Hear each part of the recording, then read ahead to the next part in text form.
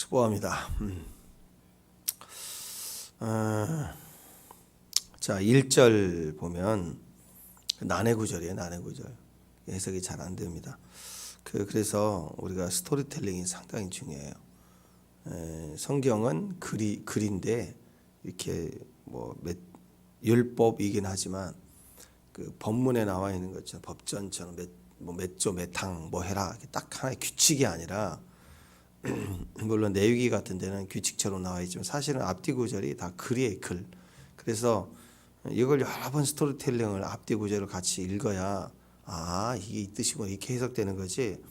이게 한 구절 딱 던져놓고 이걸 그냥 해석하면 사람이 자기 상황의 해석들이 커질 수밖에 없습니다. 결국 이제 우리 11장까지 이렇게 왔는데요. 11장, 12장 이렇게 끝나는데 전도서의 후반부는 전반부는 모든 종류의 허무함이 다 있다. 그래서 다 해봤다는 거죠. 솔로몬이. 그래서 인생은 결국 해 아래는 허무하다. 결정적인 것은 세월이 살같이 흘러 사망이 있으니까 다 헛해요. 아무리 모래성 쌓아보고 우리가 보기에는 대단한 빌딩 몇 개 지은 것 같지만 하나님 보시기엔 모래성이에요. 한번 와라 그럼 와야 되고 또 파도 한번 치면 다 없어질 그냥 흙이에요. 다 흙덩어리가. 사람 육체까지 흙이고. 그러니까 해 아래에 있는 모든 건 많이 하나 적게 하나 그냥 오라 그러면 가야 되는 다 허무다. 그 얘기를 계속 해오는 거고. 그러면 어떻게 이 허무함을 이길 것이냐. 결국 주님밖에 없다. 그 얘기죠. 그게 하나님 해 위의 삶인데 인간이 어떻게 해 위의 삶과 연결이 될까? 불가능합니다. 그래서 이 땅에 오신 분이 하나님이에요. 그래서 이 땅을 창조하신 분이 하나님이시고 우리에게 죄로 말미암아 단절이 되어 있는 우리에게 찾아오신 분이 구약에서는 말씀이고 신약에서는 예수님이 육신이 되어 오셨다. 그 얘기입니다. 결국 예수 믿어야 된다. 그 얘기를 계속 반복하는 건데 구구절절 우리가 그냥 예수 믿어라 말씀으로 살라 하나님 바라봐라 그러면 알죠 이렇게 넘어간다고요. 그래서 하나하나의 허무함을 다 고발하고 들춰내요. 우리가 마음속에 품었던 내 욕망과 야망과 막 이 모든 걸 다 감추고 있는 걸 다 들춰놔서 너 해봤냐? 나 해봤다. 그거예요. 인간의 누구도 이와 같이 해본 사람이 없어요. 그럴 때 하나님밖에 없다. 그걸 다시 우리에게 얘기해 줍니다. 그래서 어떻게 살 것이냐 예수밖에 없다. 말씀밖에 없다라는 건데 그것이 계속되면서 오늘 11장에는 결국 사명입니다. 이 땅의 해 아래의 모든 삶이 그냥 자기 하고 싶은 대로 사는 것은 토부하겠다는 건데 토부가 없다라는 거죠. 인간의 가장 큰 토부는 뭐냐? 사람이 일이 아니라 하나님이 일이에요. 자기 답 갖고 사는 게 아니라 애국 가자고 하는 자꾸 자기 답 가지고 돌아가려고 하는 그 삶이 아니라 하나님의 가나안이 하나님의 비전이 그러니까 출애굽했다는 것은 돌아가면 안 돼요. 가나안이라는 비전이 생긴 거예요. 종살이 할 때는 한 번도 가져본 적이 없는 꿈에도 생각해 보지 못한 가나안이라는 땅에 대한 비전을 주신 거예요. 그러면 성도는 출애굽한 이후부터는 하늘로 가는 비전이 있는 거예요. 그걸 바라보고 가는 거예요. 그래서 어떻게 살아야 되느냐? 비전 보고 살아갈 때 하루하루가 토부예요. 하루하루가. 비전 바라보지 못하면 이 땅에 하는 모든 열심과 노력이 즐거움에 대한 노력도 다 헛되고 몸만 버리고 병들고 망한다. 그게 망한다. 그런데 하나님을 향하여 비전을 가진 움직이면 이 땅에 살아가는데 하루하루가 토부예요. 목적지에 이르지 못해도 가는 게 토부예요. 여러분 사실 그렇잖아요. 여행 간다 그러면 가기 전에 준비하는 그 과정이 더 가는 과정이 얼마나 행복해. 막상 도착했을 때보다. 그죠? 그리고 또 좀 이렇게 보면 좋다 터부 하다가 이제 그만 집에 가자. 계속 여행지에서 살려고 하면 또 힘들어요. 그리고 여행지 돌아오려고 그러면 집에 간다 그러면 또 좋아요. 아버지 집에 가자 그러면 또 좋은 거예요. 이게 인간은 토부에 비전만 생기면 준비할 때 토부 가서 토부 집으로 돌아가자 토부 다. 그래서 비전의 삶 어떻게 살 것이냐. 내 욕망, 쾌락, 즐거움 계속 따라가면 헛되지만 전혀 쾌락과 상관이 없는 듯한 사명 감당하려고 할 때 거기서 굉장한 기쁨이 있더라. 준비하면서 기쁘고 주면 기쁘고 돌아와 아버지 집으로 갈 때 기쁘고 하는 그 기쁨이 있더라. 사명의 삶이 얼마나 중요하냐. 그래서 솔로몬이 나 헛살았다. 즐거움을 위해 살았던 게 즐겁지가 않더라. 그런데 하나님 위해 살 때 즐겁더라. 사명의 삶에 대한 얘기를 하고 있습니다. 그 배경에서 1절을 보셔야 돼요. 1절 한번 읽습니다. 1절 시작. 너는 내 떡을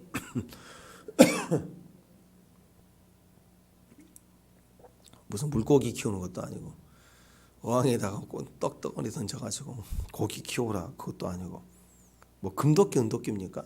쇠도끼 던지면 어느 날 두루 올라오면서 이 도끼가 네 도끼냐 하고 금 은동 다 주시겠다 뭐 그런 거예요? 그거 아니죠. 떡을 던져라.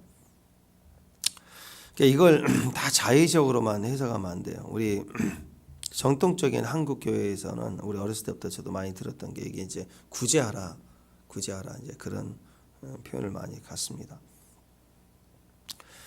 농사할 때 씨를 뿌려야 결실할 때 이렇게 나에게 풍성한 결실이 되는 거 아니에요, 그죠? 씨를 뿌리지 않으면 결실이 되지 않습니다. 그래서 물 위에 떡을 던져라. 그것을 구제의 개념으로 섬기는 거. 근데 그게 나한테 누르고 흔들어 넘치도록 내게 안겨준다. 헤아림으로 헤아림을 받는다. 그런 관점에서 우리에게 다시 이렇게 되돌아온다.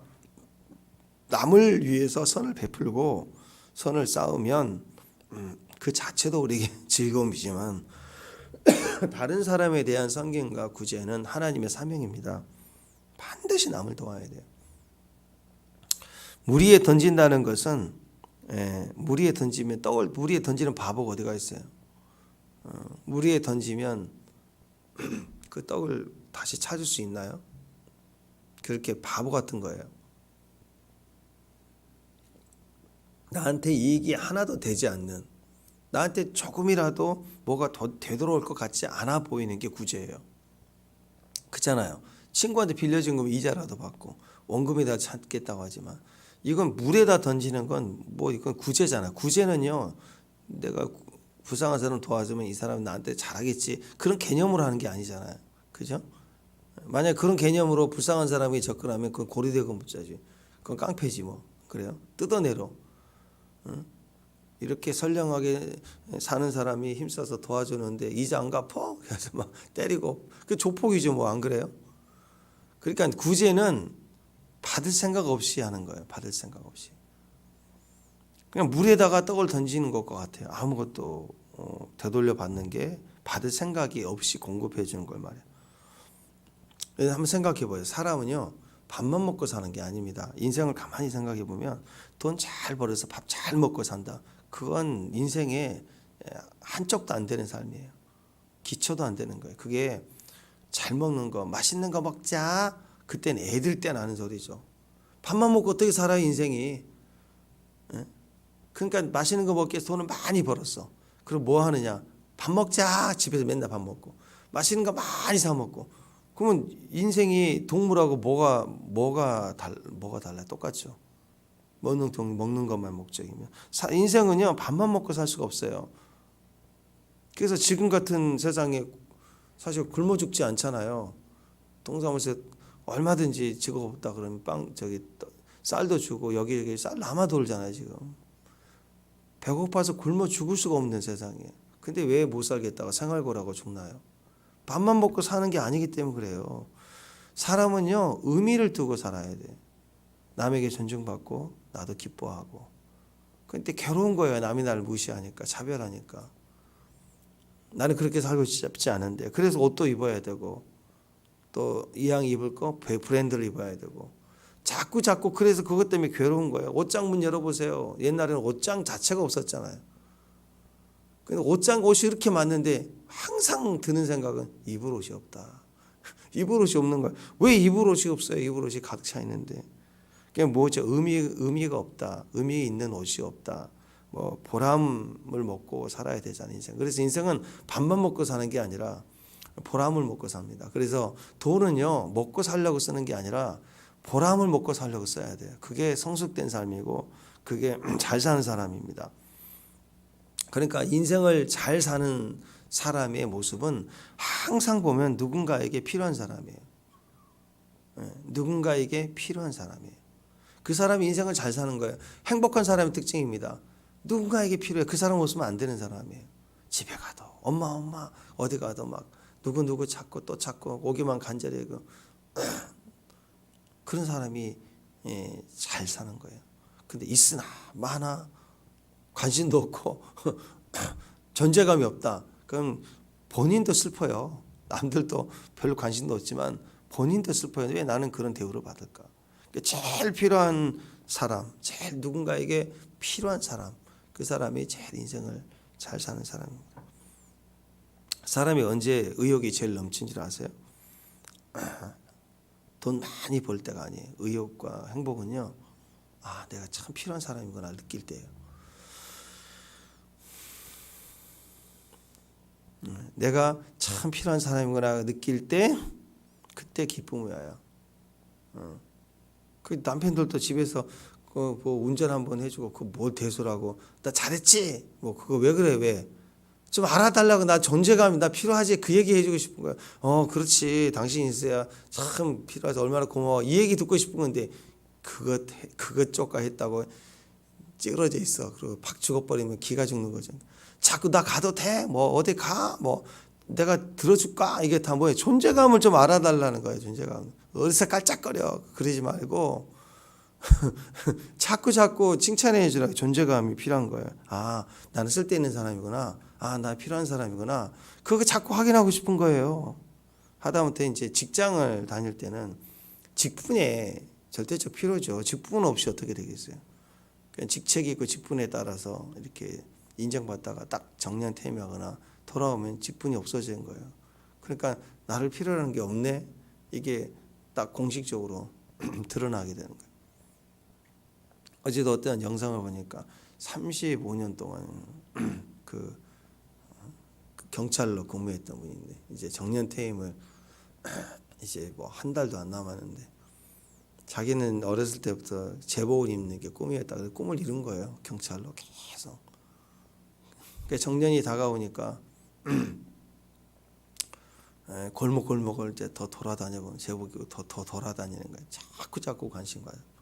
아줌마한테 인사하고 얘기하고 자꾸 그러면서 뭐 저녁에 막 술을 엄청 먹으면서 통곡을 하는 거예요. 이제 어떻게 살지 이거 내려놓으면 막 불안해가지고 막 건강한데 100세까지 정년 어떻게 내가 할 일이 없어지는데 내가 누구지?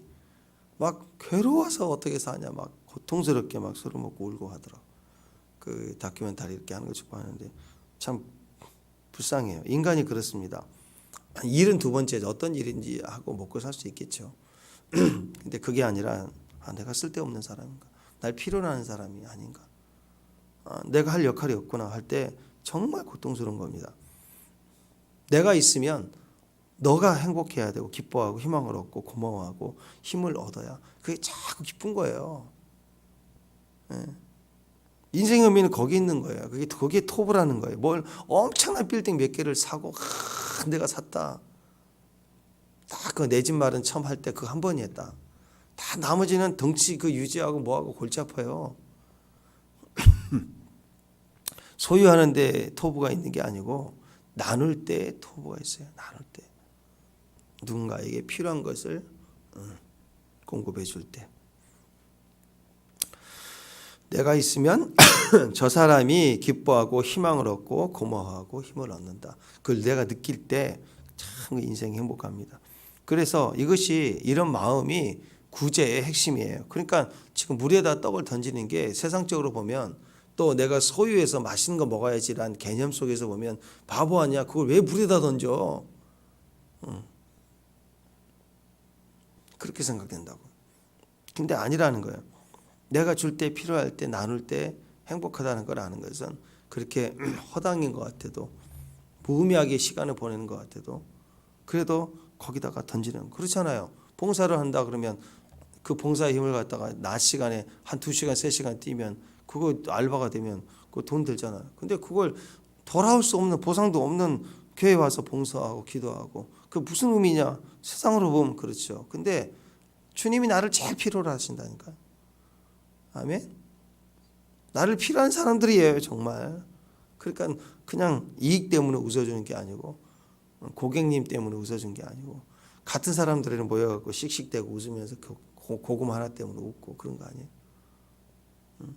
그 보면 고구마 모양 보고도 웃더만. 그게 토부죠. 그게 같이 나누고 구제할 때 자기 목적과 이익이 중심이 되면요, 구제한다고 하면서 자기 이익과 목적이 되면 광고하려고, 선전하려고, 페이스북 올리려고, 또 내가 이런 사람이라고 막 사진 찍고 그러면 그 어려운 분들을 더 비참하게 만드는 거예요. 그럼 누가 좋아해? 목적을 다 하는데. 그러면 그건 구제가 되지 않고 힘을 주는 게 아니에요. 구제하는 거 아니라 구제 사업을 하는 거예요. 구제 사업하는 거와 구제가 달라요. 그 중심을 하나님이 보신다고요.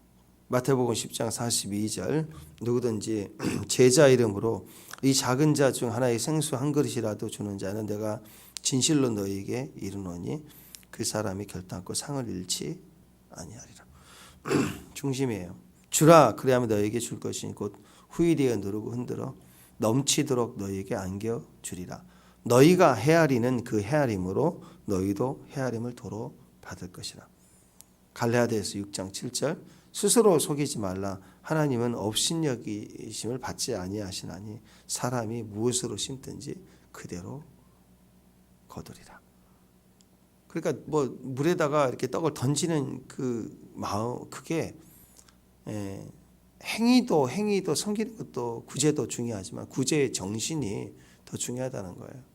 억울한 자를 향하여 가난한 자가 없게 하기 위해서, 억울한 자가 없게 위해서 던지는 거예요. 그게 진짜죠. 지금도 이태원 그 사건 때문에 억울해가지고 막 어제도 밤 몇 시에요. 뭉쳐서 유가족들 막 행진한다고 하는데 되게 추운데 그거 억울하니까 무슨 일만 터지면 뭐 힘 좀 얻으려고 할 때는 막 달려가서 대변하듯 그러더니 지금 아무도 관심도 안 가져요. 자기 방어하기 바빠요. 자기 방어, 정치 방어. 거기다 온 힘을 다 쓰고 있고 이게 제정신이 아닌 거죠. 지금. 되기 전까지는 난리를 피우고 시장 구석구석 쫓아다니고 되고 나서는 아무 관심도 없어요. 이런 사람들은 구제하고 뭐 사업한다 뭐 한다 이게 다 거짓말이에요. 다. 진짜 이런 일은 누가 할 수 있을까요? 누가 물에다가 떡을 던질 수 있을까요? 교회밖에 없어요. 교회가 정신 차려야 돼요. 어디서부터 할까요? 지나가다가 나무에 비가 쏠려서 페이잖아요. 그거 덮어주는 거. 그거 하나 못해요? 우리가 할 수 있는 것부터 차근차근 하나씩 하는 거예요. 구제는 이렇게 큰 축복이 있습니다. 구제하면요 엄청 보람이 있어요. 엄청 막 기뻐요. 따뜻한 옷 하나. 토부 선물이 되는 사람. 선물이라는 단어가 참 좋은 것 같아요. 선물 축복합니다. 네. 근데 꼭 필요한 거 선물해봐요. 얼마나 좋아요. 아멘. 선물과 같은 사람. 시간을 선물과 같이 쓸 수 있는 사람. 축복입니다. 그 존재가 나타남이 선물 받은 것 같은 기쁨을 느끼는 사람. 사람 행복하게 해주는 거죠. 우리 그렇게 살아야 됩니다. 주님은 우리 날마다 선물이잖아요. 선물, 프레젠트. 선물이라는 뜻도 있지만요. 원어적으로 보면은 현재, 지금이에요. 지금 임재란 뜻이에요. 임재가 선물이에요. 오늘이 선물이고 저와 여러분이 선물이에요. 선물. 옆 사람 보고 새벽부터 다시 옆 사람 보고 당신은 나의 선물입니다. 인사 좀 해요. 선물과 같아 우리.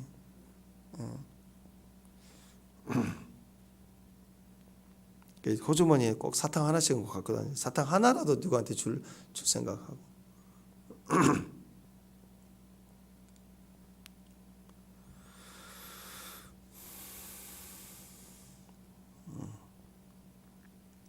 자, 물에다 떡을 던진다라는 그 의미를 구제로 봤을 때 앞뒤를 쭉 해서 봤을 때 젊은 날 또 하루 인생을 살아가는데 의미 있게 살기 위해서 스토리텔링을 가지기 위해서는 구제할 때 우리에게 이런 일들이 있다 쭉 얘기를 하는 거예요. 이 땅에서.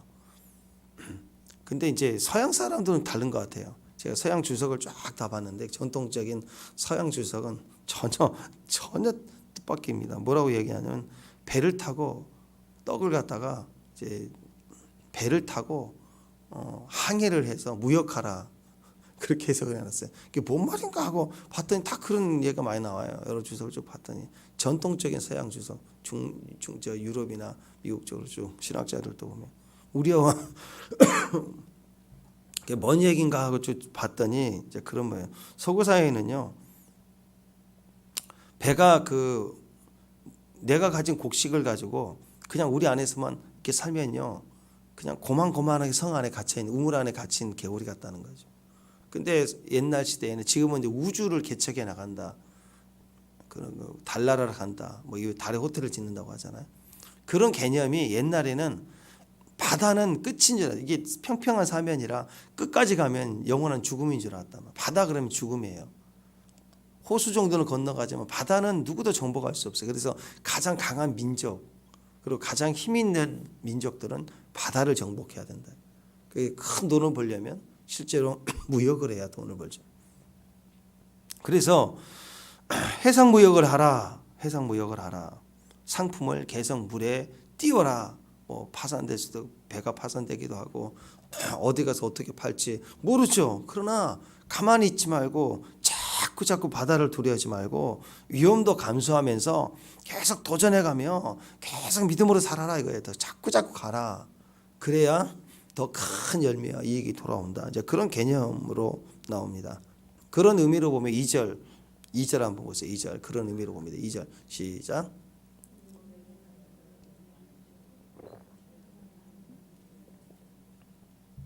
예. 7이나 8에게 나눠주라. 무슨 재앙이 딱 이 말인지 알지 못한다. 7이나 8이라는 숫자는 딱 7, 8 그게 아니라 7이나 8이라고 하는 숫자 자체를 의미하는 게 아니라 많다라는 뜻이에요. 많다.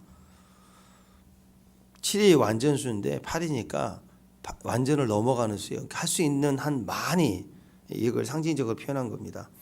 그러니까 상업적인 면에서 투자할 때 자기 수입의 10% 투자하는 거하고 70% 80% 투자했다고 하면 공격적인 투자 아니에요. 그죠? 주식을 사든 뭐 땅을 사든 뭔가 투자한다 그러면 그 사업을 한다 그러면 공격적으로 투자하는 거 아니에요. 그때 70, 80% 정도를 몰빵하지 말고 한 곳에다 몰빵하지 말고 분산해서 투자해라. 여기도 투자하고 저기도 투자하고 같이. 왜냐하면 바다라고 하는 것은 두렵고 위험하고 어려움도 많고 그래서 떡을 던질 때 한탕에 몰빵했다가 그냥 위험할 수도 있잖아요. 파산될 수 있잖아요. 그러면 다 망한다 이거예요. 그래서 분산해서 이렇게 투자하면 한 개, 두 개는 망해도 나머지가 이렇게 위험을 당하지 않고 수익이 되면 이게 다 유익이 되지 않냐. 그래서 분산해서 투자하라. 근데 어떤 투자 등은 마찬가지지만 사업을 할 때 그냥 다 영끌이죠. 영혼까지 끌어서 한 곳에 이건 답이야 몰빵했다 망한 사람 되게 많아요.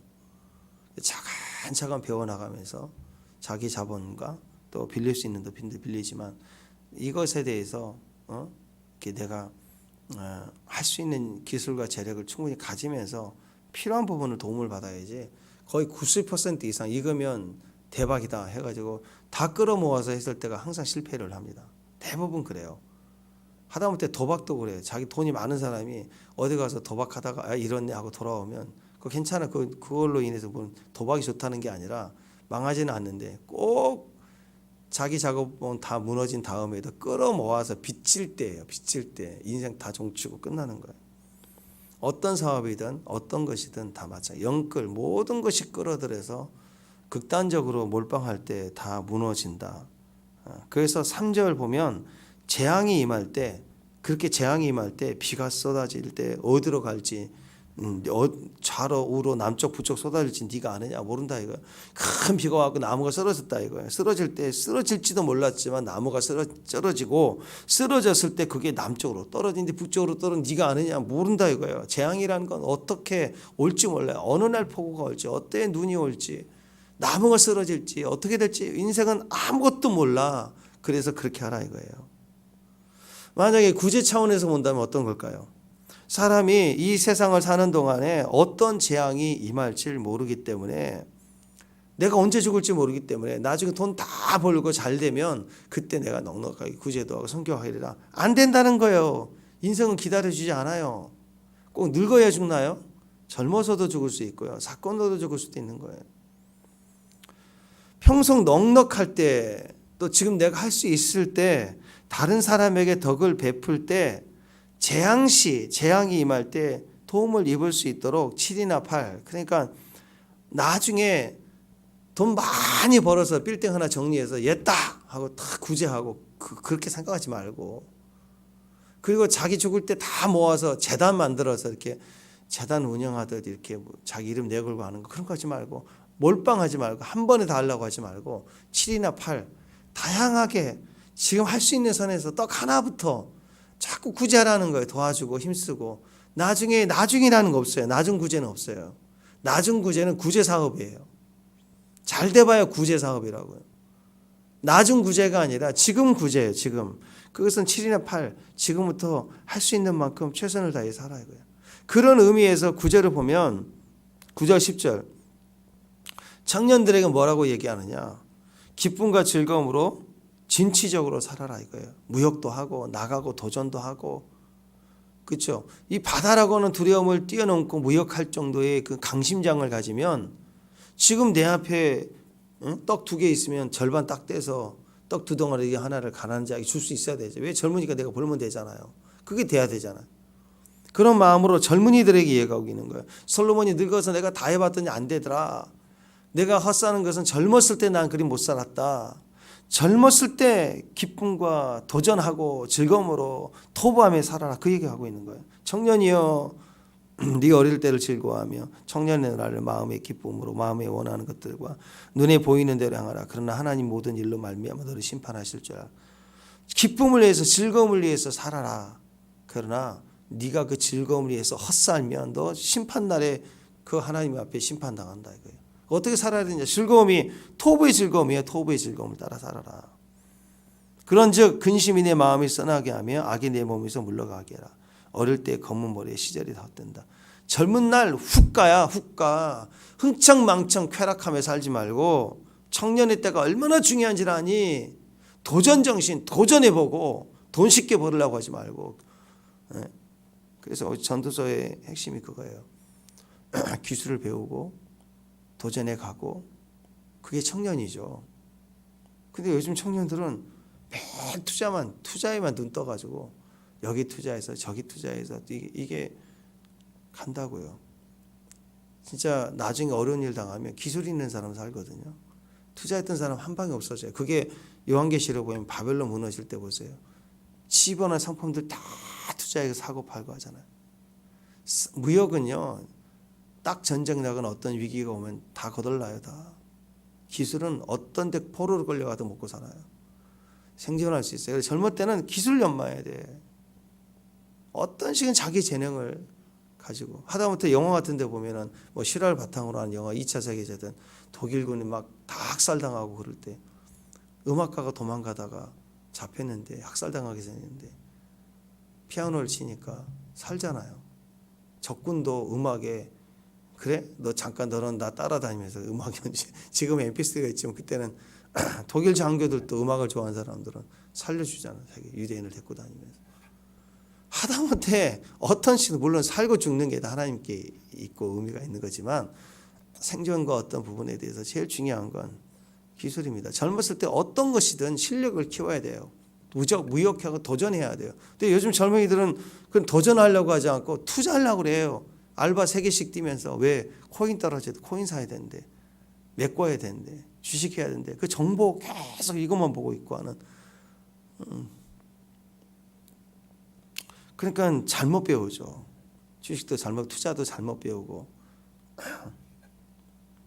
다 망하는 거예요. 청년의 때가 중요하다. 청년의 때를 방탕하게 놀면서 시간 낭비하지 말라. 청년의 때는 바다라도 두려워하지 말고 모험도 해보고 도전해 가라.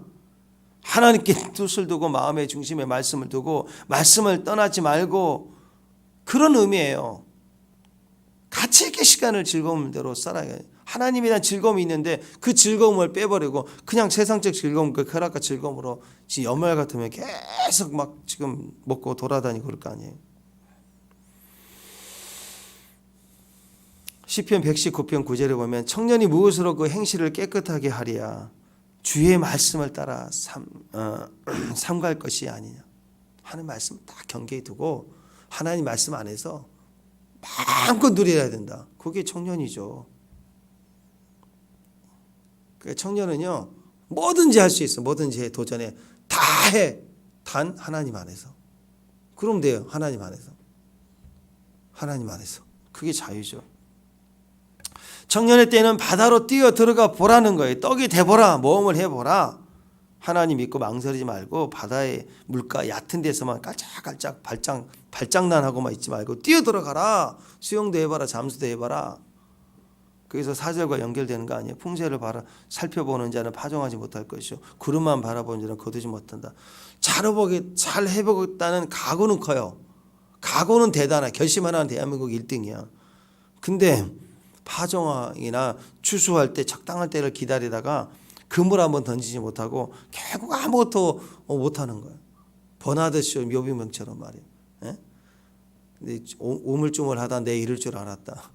그런 거 마냥 매일 망설이 한 탕에 한 방에 하겠대. 그리고 망설이다 때를 놓쳐요. 젊은이들은 그렇지 말라는 거죠.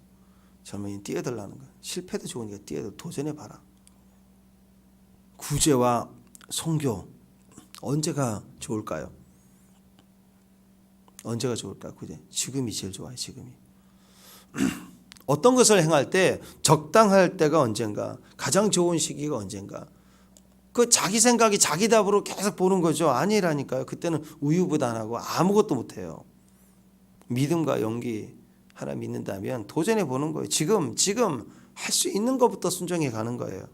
그래서 7이나 8이에요. 한 가지만 원띵, 그때 원띵이 있는 게 아니죠. 다 집어 던지겠다, 몰빵하겠다. 그러다가는 아무것도 못합니다. 나중에 등대 밀려서 하나라도 선택했다가 망하는 거예요. 그러니까 이렇게 얘기하잖아요. 풍세 살펴보고 구름만 바라본대요. 바람 보고 구름 보고 이러다가 아무것도 뜬구름만 보고. 무슨 말이죠? 돈 계산하죠. 환경 계산해보죠. 조건 따져서 계산해보죠. 계속 계산만 하고 계산기만 떠들고 미루고 언제 할까? 언제가 좋을까? 계속 그러다가 아무것도 하지 못하고 90, 100세 다 된다 이거예요. 아무리 계산 잘해봐야 그건 자기 답이죠. 자기 답. 사람은 내일 일을 모른다 이거예요. 자기 답 안에는 내일이 몰라요. 그래서 5절에 보니까 바람의 길도 모르죠. 아이벤자의 태의 뼈가 자라는 것도 누구도 몰라요. 6절 씨를 뿌려도 무엇이 잘 될지 잘 몰라요. 이 말은 반대로 얘기하면 인간은 아무것도 모른다. 그러나 만사를 성취하시는 하나님의 일은 하나님만이 아신다. 그래서 자기 답 가지고 살면 안 되고 하나님 듣고 살아야 돼요. 잘해보겠다고 맨날 풍세 보고 구름만 보고 계산기 두드리기만 앉아 있다가 검색만 하고 있다가 아무것도 못해요. 그러니까 하나님 바라보고 믿음으로 도전해가라. 젊으니까 도전해가라. 7절 눈으로 해를 보라. 무슨 뜻이에요? 예? 하나님 바라보라 이거죠. 하나님 바라보고 해 아래가 아니라 해 위를 바라보고 얼마나 아름답냐. 하나님 하늘을 바라봐라. 내일 일은 두려워하지 말라. 8절 걱정하지 말고 주어진 오늘 현실에 최선을 다하며 즐거워라. 항상 즐거워라. 토부하라. 하늘 바라보고 토부하라. 참 그게 우연의 일치일지 모르지만 여기서 사는 동안 매일 사는 동안 거의 하늘 못 보는 것 같아. 어제 눈이 오나 비가 오나 할 때 한 번 보는 거지 거의 못 보는 것 같아. 근데 여행을 가든지 하다못해 차 한잔 마시려고 저 강화 가든지 나가면 하늘 좋다. 야 맨날 하늘 좋다 맨날 이 얘기. 하늘을 보고 살 수가 없어 우리는. 하늘을 본다는 의미는 지금 현재 상황을 넘어선 하나님께 의미를 둔다는 의미도 될 것 같습니다. 그래서 같은 의미가 있어요. 무역을 한다, 또 구제를 한다, 같은 의미로 자기에게 제한하고 언제 나중에 계산 풍세만 보고 구름만 보고는 구제도 못하고 선교도 못하고 도전도 못하고 아무것도 못한다. 예, 솔로몬은요 젊은 날을 다 허비한 사람이에요. 그래서 젊은이들에게 애착을 가지고 얘기하고 있는 거예요. 자, 영적 해석을 해볼까요? 성경에서 떡은 뭐죠? 떡은 예수님이에요. 생명의 떡입니다. 요한복음 6장 32절 이하를 쭉 보면 예수께서 나는 생명의 떡이니 내게 오는 자는 결코 줄이지 아니할 것이요 나를 믿는 자는 영원히 목마르지 아니하리라. 진실로 진실로 너에게 이르니 모세가 너에게 하늘에서 떡을 준 것 같이 내 아버지께서 너에게 하늘로부터 참 떡을 주시니 하나님의 떡은 하늘 세상에 생명을 주는 것이라. 그들이 이르되 주여 이 떡을 항상 우리에게 주소서. 그때 예수님이 나는 생명의 떡이다. 떡을 나눈다. 복음을 증거한다. 예수님을 나눈다. 그런 거 아니에요. 그러니까 1절은 무리의 떡을 던져라. 그 말은 복음을 증거하라. 두려움을 넘어서서 복음을 증거하라. 예수를 전하라. 2절 언제 재앙이 임할지 모른다. 사명 감당할 날이 내 계산이 딱 배터리 떨어지듯 돼 있는 게 아니라 7이나 8 많이 때를 얻든지 얻지 못하든지 항상 복음을 증거하라. 영적으로 복음을 증거하는 삶을 살아라 이거예요. 무역을 통해서 하든 물건만 파는 게 아니라 복음을 같이 증거하라. 구제도 마찬가지예요. 불쌍한 사람 무조건 도와주려면 끝나는 게 아니라 그 구제 속에 예수 잘 믿으세요. 아니면 교회 다니세요. 저도 따라가고 싶어요. 이렇게 복음이 같이 가는 구제예요. 영적으로 보면 복음을 증거하는. 3절 이하는 뭐예요? 선교하겠다고 복음 증거하겠다고 마음만 먹고는 늘 계산만 하고 있다가 아무것도 하지 못하고 그러지 말라는 거. 구제에 선교에 망설이지 말라. 당장하라. 당장하라. 예. 만사를 성취하는 하나님의 일은 아무도 모른다. 안 될 것 같은데 이게 무슨 한 주먹에 쌀 한 주먹이 무슨 구제냐? 아니라니까요. 생명 살리고 고마움이 되고 감사가 되고 역사가 되고 말 한마디 던지는 것 같은 거, 전도지 하나 던져주는 것 같은 거, 그게 아무것도 아닌가요? 아니라니까요. 만사를 성취하시는 하나님의 일은 누구도 몰라요. 그게 어떤 기적을 만들어내서 되돌아올지 아무도 모르는 거예요. 예수 믿으세요. 떡을 떼라. 씨를 뿌리라. 오직 하나님 바라보고 하늘을 바라보면서 기뻐하고 즐거워하며 떡을 떼라. 이 메시지 아니에요? 영적으로 보면. 우리 한계를 넘어서서 젊을 때 시간 낭비하지 말고 주를 위해서 써라. 구제하라. 선교하라. 마지막으로 11장에 인생 전체를 놓고 안타까워했던 솔로몬이 그 젊은 자들에게 대한 메시지가 사명에 대한 메시지가 아닌가 싶습니다. 우리 도전할 수 있고 섬길 수 있는 저와 여러분 됐으면 좋겠습니다. 기도하겠습니다. 때를 망설이고 풍세 보고 구름 보고 계산만 하고 있지 않고 항상 즐거움으로 떡을 떼고 나누고 증거하고 전해줄 수 있는 축복의 사람 되게 하옵소서. 예수님의 이름으로 기도합니다.